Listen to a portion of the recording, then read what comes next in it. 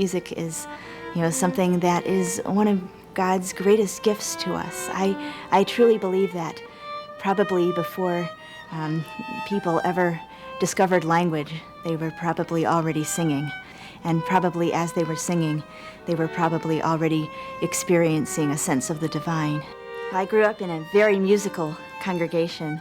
The sound of the violin was intriguing, and according to my parents, I jumped up in my seat in the pew and I said, I want to do that. Lots of people will watch me on TV and I'll, start getting famous.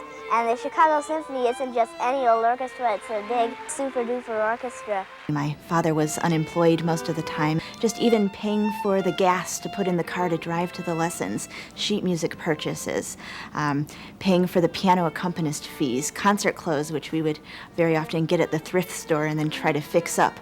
These were real difficulties in the life of my family.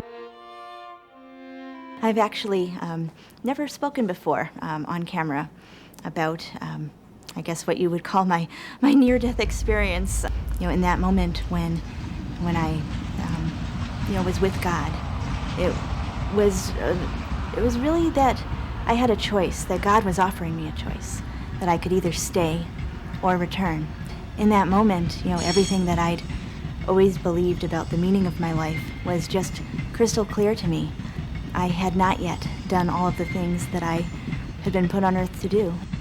There was a period of time just after I was injured right at first when I couldn't play my instrument because I was just too ill to even sit up in bed and have that kind of strenuous activity.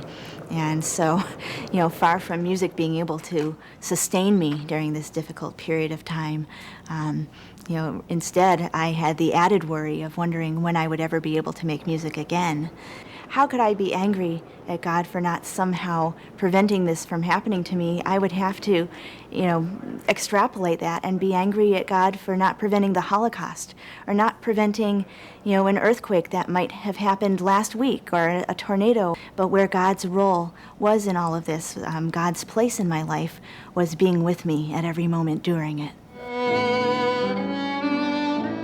The one thing I've learned is that the way to get through a challenge is just to ask God not to change what's happening, not to make it okay, but just simply to be with me in the worst of times and to be with me in the best of times. And for that, I'm very thankful to God, who gave us our human potential to do these, sort of physically amazing things.